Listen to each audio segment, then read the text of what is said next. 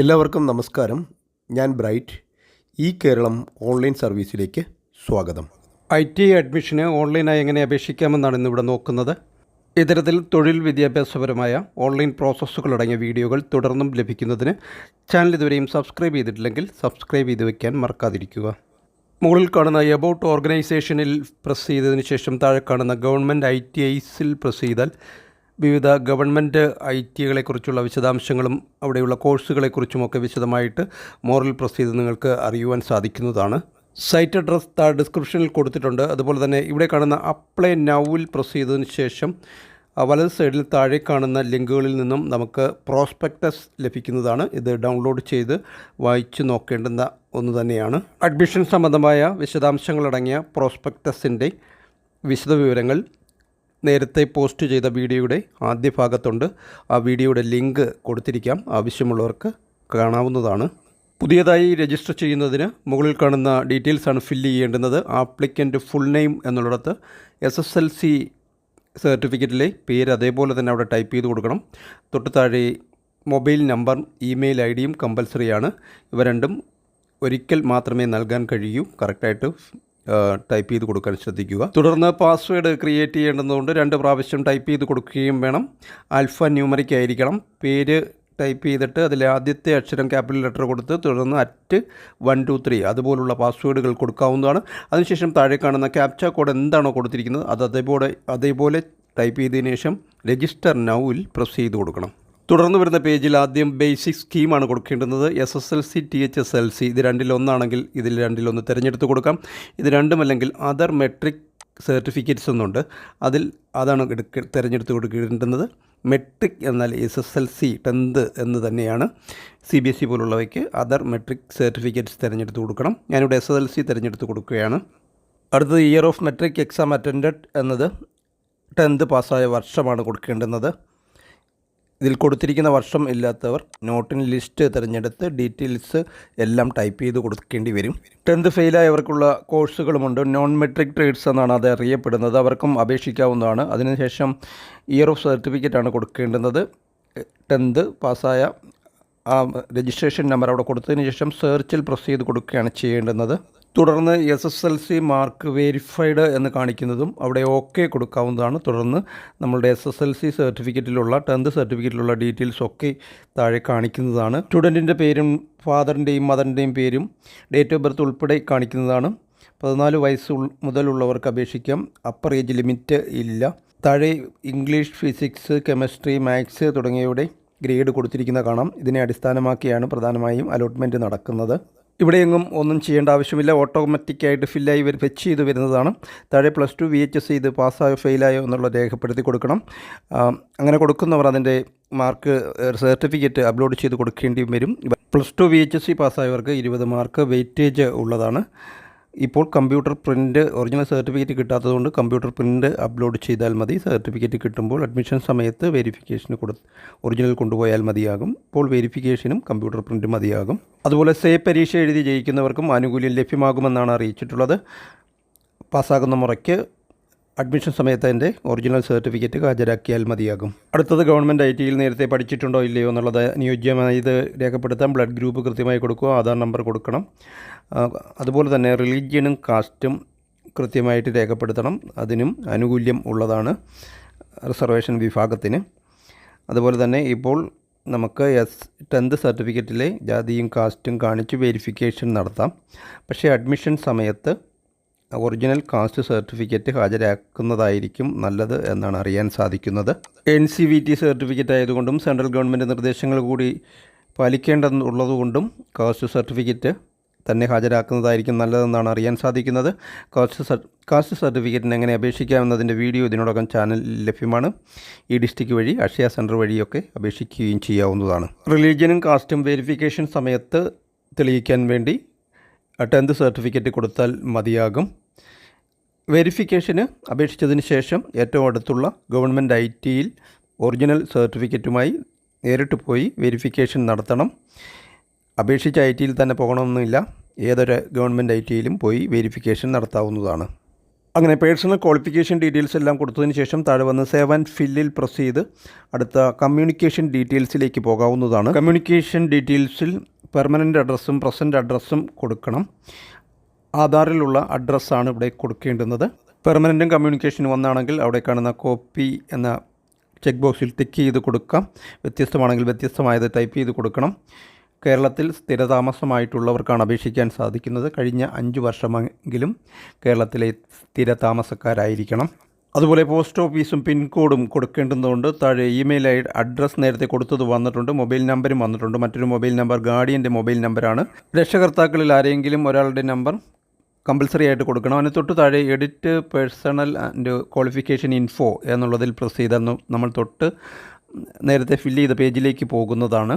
Edit ചെയ്യേണ്ടുന്നവർക്ക് application payment നടത്തി submit ചെയ്തതിന് ശേഷവും എഡിറ്റ് ചെയ്യുവാൻ സാധിക്കും. പക്ഷേ നമ്മൾ വെരിഫിക്കേഷൻ നടത്തിയതിന് ശേഷം എഡിറ്റ് ചെയ്യാൻ സാധിക്കില്ല, ബ്ലോക്ക് ആകുന്നതാണ്. പക്ഷേ നമുക്ക് എഡിറ്റ് ചെയ്യാനൊരു അവസരം കൂടി തരും. പക്ഷേ അത് എങ്ങനെയാണെന്നുള്ളത് വീഡിയോയുടെ അവസാന ഭാഗത്ത് പറയുന്നുണ്ട്. എഴുതി പാസ്സായവർക്കൊക്കെ ആഡ് ചെയ്യാനുള്ള അവസരം തരും. അത് വീഡിയോയുടെ അവസാനം നമുക്ക് നോക്കാം. ഇവയെല്ലാം ശരിയായി കൊടുത്തതിന് ശേഷം സേവ് ആൻഡ് ഫിൽ കൊടുത്ത് മുന്നോട്ട് പോകാവുന്നതാണ്. തുടർന്ന് അതർ ഇൻഫോ ആണ്. ഇവിടെ ഡിഫൻസ് കാറ്റഗറി, അതേപോലെ NCC, സ്റ്റേറ്റ് യൂത്ത് ഫെസ്റ്റിവൽ തുടങ്ങിയവയൊക്കെ ഉള്ളവർക്ക് അവിടെ അനുയോജ്യമായ സെലക്ട് ചെയ്ത് കൊടുക്കണം. എന്ത് നമ്മൾ ഓപ്റ്റ് ചെയ്യുന്നോ അതിൻ്റെയൊക്കെ സർട്ടിഫിക്കറ്റുകൾ തുടർന്ന് വരുന്ന പേജിൽ അപ്ലോഡ് ചെയ്യേണ്ടി വരും. തൊട്ട് താഴെ ബിലോങ്സ് ടു റിസർവ്ഡ് ബ്ലോക്സ് എന്നൊരു ക്വസ്റ്റ്യൻ ഉണ്ട്. ഇവിടെ പ്രോസ്പെക്ടസിൽ 24 ബ്ലോക്സിനെ കുറിച്ച് പറയുന്നുണ്ട്, റിസർവ്ഡ് ബ്ലോക്സിനെ കുറിച്ച്. ആ ബ്ലോക്കുകൾ ഉൾപ്പെട്ട വിദ്യാർത്ഥികൾക്കാണ് ആ ചെക്ക് ബോക്സിൽ ടിക്ക് മാർക്ക് കൊടുക്കേണ്ടത്. തുടർന്ന് താഴെ NSS national service scheme volunteer ആണോ, അതിൻ്റെ സർട്ടിഫിക്കറ്റ് ഉണ്ടോ എന്ന് ചോദിക്കുന്നുണ്ട്. എസ് കൊടുത്ത് അതിൻ്റെ സർട്ടിഫിക്കറ്റ് അപ്ലോഡ് ചെയ്ത് കൊടുക്കേണ്ടി വരും. ഇവിടെ എനിക്ക് ഇതെല്ലാം നോയാണ്. തൊട്ട് താഴോട്ട് ഡിഫറൻഷ്യലി ഏബിൾഡ് പേഴ്സൺ, റെഫ്യൂജി, അങ്ങനെ കുറേ ഓപ്ഷൻസ് ഉണ്ട്. സ്പോർട്സ് കാറ്റഗറി, അങ്ങനെ കുറേ ഉണ്ട്. അതിലെന്തെങ്കിലും അർഹരാണെന്നുണ്ടെങ്കിൽ ആ ചെക്ക് ബോക്സിൽ ടിക്ക് മാർക്ക് വരുത്തി തുടർന്നുള്ള പേജിൽ അതിൻ്റെ സർട്ടിഫിക്കറ്റ് അപ്ലോഡ് ചെയ്യണം. അത് കൊണ്ടുപോയി വെരിഫിക്കേഷന് വിധേയമാക്കുകയും വേണം. ഇവിടെ ഏതെങ്കിലും ഓപ്റ്റ് ചെയ്യുന്നുണ്ടെങ്കിൽ, ടിക്ക് മാർക്ക് കൊടുക്കുന്നുണ്ടെങ്കിൽ അതിൻ്റെ ഒരു മാതൃക ഇവിടെ കാണിക്കുന്നതുമാണ്. ഞാനിവിടെ ഒന്നും ഓപ്റ്റ് ചെയ്യുന്നില്ല, ടിക്ക് മാർക്ക് ഒഴിവാക്കുകയാണ്. അതിനുശേഷം സേവ് ആൻഡ് അപ്ലോഡ് ഡോക്യുമെൻറ്റ്സിൽ പ്രസ് ചെയ്ത് മുന്നോട്ട് പോവുകയാണ്. നിങ്ങൾക്ക് +2 മറ്റ് സർട്ടിഫിക്കറ്റ് NCC പോലെ സർട്ടിഫിക്കറ്റുകളോ ഒന്നും ഇല്ലെന്നുണ്ടെങ്കിൽ ഇങ്ങനെ യാതൊരു ഡോക്യുമെൻറ്റ്സും അപ്ലോഡ് ചെയ്യുവാനുണ്ടാകില്ല. ഇങ്ങനൊരു പേജേ വരികയുള്ളൂ. അതേസമയം +2 പാസ്സായ ഒരാളാണ്, അല്ലെങ്കിൽ NCCയോ സ്പോർട്സോ മറ്റോ ഉണ്ടെങ്കിൽ ഇവിടെ ഇതുപോലെ കാണിക്കും. ഇവിടെ +2 മാത്രമേ ഉള്ളൂ, അതുകൊണ്ട് +2 വന്നിട്ടുണ്ട്. അതിനുശേഷം +2ൻ്റെ സർട്ടിഫിക്കറ്റ് 200 KB താഴെയുള്ള PDF ഫോർമാറ്റിലുള്ളത് ഇവിടേക്ക് അപ്ലോഡ് ചെയ്ത് കൊടുക്കണം. ചൂസ് ഫയലിൽ പ്രസ് ചെയ്തതിന് ശേഷം ഇവിടേക്ക് അപ്ലോഡ് ചെയ്തതിന് ശേഷം താഴെയുള്ള save and opt your trade choice എന്നുള്ളതിൽ പ്രസ് ചെയ്ത് മുന്നോട്ട് പോയാൽ മതി. താഴെ അത് അപ്ലോഡഡ് ഡോക്യുമെൻറ്റ്സിൽ വന്ന് കിടപ്പുണ്ടാകും. നമുക്ക് വേണമെങ്കിൽ വീണ്ടും ലോഗിൻ ചെയ്ത് അത് ഇതുപോലെ പരിശോധിച്ച് നോക്കാവുന്നതാണ്. എക്സാമ്പിൾ നിങ്ങൾക്ക് വേണ്ടി കാണിച്ചെന്നേ ഉള്ളൂ. എനിക്കിവിടെ ഡോക്യുമെൻറ്റ്സ് ഒന്നുമില്ല, അതുകൊണ്ട് താഴെ ഞാൻ സേവ് ആൻഡ് നെക്സ്റ്റ് കൊടുത്ത് മുന്നോട്ട് പോവുകയാണ്. തുടർന്ന് ട്രേഡ് സെലക്ട് ചെയ്യാനുള്ള പേജിലേക്ക് വരുന്നതാണ്. ഇവിടെ ഡിസ്ട്രിക്റ്റ്, ITI, ട്രേഡ് ക്രമത്തിലാണ് വന്നിരിക്കുന്നത്. ഇവിടെ ആദ്യം ഡിസ്ട്രിക്റ്റിൻ്റെ സ്ഥാനത്ത് നിന്നും ഏത് ജില്ലയിലാണോ അപേക്ഷിക്കാൻ ആഗ്രഹിക്കുന്നത് ആ ജില്ല ആദ്യം തിരഞ്ഞെടുത്ത് കൊടുക്കണം. ഒന്നിലധികം ജില്ലകളിൽ അപേക്ഷിക്കണമെങ്കിൽ ക്രമത്തിൽ 1 by 1 ആയിട്ട് അപേക്ഷിച്ചാൽ മതി. അത് പ്രിഫറൻസ് അനുസരിച്ച് വന്നുകൊള്ളും. അതിനുശേഷം അവിടെ ജില്ല തിരഞ്ഞെടുത്താൽ ആ ജില്ലയിലുള്ള ITIകളുടെ ലിസ്റ്റ് അവിടെ വരുന്നതാണ്. അതിൽ നിന്നും ഒന്ന് തിരഞ്ഞെടുത്താൽ ആ ITIയിലുള്ള ട്രേഡുകളുടെ ലിസ്റ്റ് വരുന്നതാണ്. മെട്രിക്കും നോൺ മെട്രിക്കും ട്രേഡുകൾ ഉണ്ടാകും. നോൺ മെട്രിക് SLC പാസ്സാകാത്തവർക്കുള്ളതാണ്. SLC പാസ്സായവർക്കും SLC പാസ്സാകാത്ത നോൺ മെട്രിക് ട്രേഡുകളിലേക്ക് അപേക്ഷിക്കാവുന്നതാണ്. എന്നാൽ SLC ഫെയിലായവർക്ക് നോൺ മെട്രിക് ട്രേഡുകളിലേക്ക് മാത്രമേ അപേക്ഷിക്കുവാൻ സാധിക്കുകയുള്ളൂ. അതിനുശേഷം ആവശ്യമില്ലാത്ത ട്രേഡുകൾക്ക് നേർക്ക് അവിടെ ഇൻറ്റു മാർക്കുണ്ട്, അതിൽ പ്രസ് ചെയ്ത് അത് ഒഴിവാക്കണം. അവിടെ തന്നെ ഒന്നുകൂടെ പ്രസ് ചെയ്താൽ അത് വീണ്ടും റീലോഡായി പഴയതുപോലെ ആകുന്നതാണ്. അങ്ങനെ ആവശ്യമില്ലാത്തതെല്ലാം ആദ്യം ഡിലീറ്റ് ചെയ്ത് കളയണം. ഇൻറ്റു മാർക്കിൽ പ്രസ് ചെയ്ത് ഒഴിവാക്കണം. അങ്ങനെ ആവശ്യമില്ലാത്തതൊക്കെ ഒഴിവാക്കിയതിന് ശേഷം താഴോട്ടും മുകളിലോട്ടുമുള്ള ആരോ മാർക്കുണ്ട്, അത് പിടിച്ച് മുൻഗണനാ ക്രമത്തിൽ വച്ചതിന് ശേഷം താഴെ വന്ന് save and update trade option എന്നുള്ള ലിങ്കിൽ പ്രസ് ചെയ്ത് കൊടുക്കണം. തുടർന്ന് അപ്ഡേറ്റഡ് സക്സസ്ഫുള്ളി എന്ന് കാണിക്കുന്നതുമാണ്. ഇവിടെ ഞാൻ മുകളിലോട്ട് കൊണ്ടുവന്നിട്ടില്ല, കഴിഞ്ഞ പ്രാവശ്യം ചെയ്ത വീഡിയോയിൽ കുറച്ചുകൂടി വ്യക്തമായി ഇത് കാണിക്കുന്നുണ്ട്. ആവശ്യമുള്ളവർക്കത് കാണാവുന്നതാണ്. ഇങ്ങനെ ഓരോ ഐറ്റിയും നമ്മൾ തിരഞ്ഞെടുത്ത് ആവശ്യമുള്ള ട്രേഡുകൾ തിരഞ്ഞെടുത്ത് ഇതുപോലെ ആവശ്യമില്ലാത്തത് ഡിലീറ്റ് ചെയ്തതിന് ശേഷം ആവശ്യമുള്ളത് മാത്രം നിലനിർത്തിക്കൊണ്ട് അത് മുൻഗണനാ ക്രമത്തിൽ മുകളിലോട്ട് കൊണ്ടുവന്നതിന് ശേഷം save and update trade option കൊടുത്ത് ഓരോന്നും അപ്ഡേറ്റ് ചെയ്യാവുന്നതാണ്. ഒരു ഐറ്റിയിൽ എത്ര കോഴ്സിന് വേണമെങ്കിലും കൊടുക്കാം. മെട്രിക്കും നോൺ മെട്രിക്കും നേരത്തെ ഞാൻ പറഞ്ഞതുപോലെ ചെയ്യാവുന്നതുമാണ്. ഒരു ജില്ലയിൽ തന്നെയുള്ള എത്ര ഐറ്റിഐകൾ വേണമെങ്കിലും നമുക്ക് കൊടുക്കുവാനും സാധിക്കുന്നതുമാണ്. മറ്റ് ജില്ലകളിലേക്കും അപേക്ഷിക്കുവാൻ സാധിക്കുന്നതാണ്. എല്ലാത്തിനും കൂടി ഒരൊറ്റ ആപ്ലിക്കേഷനും ഫീസും മാത്രം മതിയാകുന്നതാണ്. ഇങ്ങനെ ഒരു ജില്ലയിൽ എത്ര ഐറ്റിയിലേക്ക് വേണമെങ്കിലും സേവ് ആൻഡ് കോഴ്സുകൾ തിരഞ്ഞെടുത്ത് ട്രേഡുകൾ തിരഞ്ഞെടുത്ത് save and update trade option കൊടുത്ത് ചെയ്യാവുന്നതാണ്. നമ്മൾ കൊടുത്തതൊക്കെ ഗ്രീൻ കളറിൽ ഇടത് സൈഡിൽ കാണിക്കുന്നതും കാണാം. അതിനുശേഷം എല്ലാം ശരിയായി കൊടുത്തതിന് ശേഷം താഴെ വന്ന് പ്രിവ്യൂ യുവർ ആപ്ലിക്കേഷൻ എന്ന് കാണാം. ആ ഒരു ലിങ്കിൽ പ്രസ് ചെയ്ത് കൊടുക്കേണ്ടതാണ്. തുടർന്ന് നമുക്കൊരു പ്രിവ്യൂ ലഭിക്കുന്നതാണ്.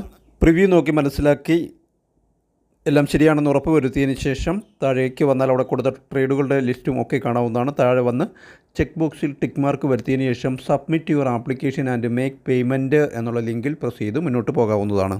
തുടർന്ന് പേയ്മെൻറ്റ് ഡീറ്റെയിൽസ് കാണിക്കുന്നതാണ്. 100 രൂപയാണ് അടയ്ക്കേണ്ടത്. പേ നൗ എന്ന ലിങ്കിൽ പ്രസ് ചെയ്ത് മുന്നോട്ട് പോയി പേയ്മെൻറ്റ് ഓപ്ഷൻസ് വരുന്നതാണ്. ധാരാളം ഓപ്ഷൻസ് ഉണ്ട്, എല്ലാ വീഡിയോയിലും പറയുന്നതായതുകൊണ്ട് വിശദീകരിക്കുന്നില്ല. ഏതെങ്കിലും ഒരു ഓപ്ഷൻ തിരഞ്ഞെടുത്ത് നിങ്ങൾക്ക് ഈ 100 രൂപ പേയ്മെൻറ്റ് നടത്താവുന്നതാണ്. ചിലപ്പോൾ പേയ്മെൻറ്റിന് ശേഷം പേയ്മെൻറ്റ് സക്സസ്ഫുൾ എന്ന് ഉള്ള ഒരു വിൻഡോ വന്നിങ്ങനെ സ്ട്രക്കായി നിൽക്കും. പേടിക്കാനൊന്നുമില്ല. നമ്മൾ വീണ്ടും ഒന്നുകൂടി ലോഗിൻ ചെയ്ത് വന്നാൽ മതി. ലോഗിൻ പേജിൽ പോയതിന് ശേഷം വീണ്ടും ലോഗിൻ ചെയ്യുന്നത് എങ്ങനെയാണെന്ന് നമുക്ക് നോക്കാം. സക്സസ്ഫുള്ളായി പേയ്മെൻറ്റ് നടത്തിയാൽ ഇങ്ങനെ ഒരു പേജാണ് കറക്റ്റായിട്ട് വരേണ്ടുന്നത്. ഇവിടെ ഡൗൺലോഡ് ആപ്ലിക്കേഷനിൽ പ്രസ് ചെയ്ത് നമുക്ക് ആപ്ലിക്കേഷൻ റെസിപ്റ്റും ആപ്ലിക്കേഷനും ഒക്കെ പ്രിൻ്റ് ചെയ്ത് എടുത്ത് നമുക്ക് വെരിഫിക്കേഷന് കൊണ്ടുപോകാനും ഒക്കെ സാധിക്കുന്നതുമാണ്. ഈ പ്രിൻറ്റിൽ മുകളിൽ ആപ്ലിക്കേഷൻ നമ്പർ ഉണ്ട്, അത് നോട്ട് ചെയ്ത് വെക്കണം. ഇനി നമുക്ക് അപേക്ഷിച്ച ശേഷം വീണ്ടും ലോഗിൻ ചെയ്യുന്നത് എങ്ങനെയാണെന്ന് നോക്കാം. ഹോം പേജിൽ വന്നതിന് ശേഷം മുകളിൽ കാണുന്ന ലോഗിൻ എന്ന ലിങ്കിൽ പ്രസ് ചെയ്ത് താഴെ ആപ്ലിക്കൻ്റ് എന്നുള്ളത് തിരഞ്ഞെടുക്കണം. അതിനുശേഷം നമ്മൾ രജിസ്റ്റർ ചെയ്തപ്പോൾ കൊടുത്ത മൊബൈൽ നമ്പറും പാസ്വേഡും കൊടുത്ത് താഴെ കാണുന്ന ക്യാപ്ച കോഡും കൊടുത്ത് ലോഗിനിൽ പ്രസ് ചെയ്ത് ലോഗിൻ ചെയ്യുകയാണ് ചെയ്യേണ്ടത്. തുടർന്ന് നമുക്ക് ആദ്യം ചെയ്തപ്പോൾ ലഭിച്ചതുപോലെ ഒരു പേജ് ലഭിക്കുന്നതാണ്. ഇവിടെ പ്രത്യേകിച്ചൊന്നും ചെയ്യാനില്ല. നമ്മൾ സേവ് ചെയ്ത് വെച്ചിട്ടുള്ളതെല്ലാം അതുപോലെ തന്നെ ഇവിടെയുണ്ട്. താഴെ വന്ന് സേവ് ആൻഡ് നെക്സ്റ്റ് കൊടുത്ത് നേരത്തെ എങ്ങനെയാണോ കൊടുത്ത് അതുപോലെ മുന്നോട്ട് പോയാൽ മതിയാകും. തുടർന്ന് ഏറ്റവും അവസാനം വരുന്ന പേജിൽ മുകളിൽ പ്രിൻ്റ് ആപ്ലിക്കേഷൻ ഡൗൺലോഡ് ആപ്ലിക്കേഷനും ഉണ്ടാകും. അവിടെ നിന്നും നമ്മൾ നേരത്തെ ചെയ്തതുപോലെ തന്നെ ആപ്ലിക്കേഷൻ ഡൗൺലോഡ് ചെയ്തെടുക്കാവുന്നതാണ്. അതിനുശേഷം ഇവയുടെ എല്ലാം ഒറിജിനൽ സർട്ടിഫിക്കറ്റുമായി ഏറ്റവും അടുത്തുള്ള ഗവൺമെൻറ് ഐറ്റിയിൽ വെരിഫിക്കേഷനായി പോകേണ്ടതാണ്. വെരിഫിക്കേഷൻ ചെയ്യാതെ ആപ്ലിക്കേഷൻ കംപ്ലീറ്റ് ആകത്തില്ല.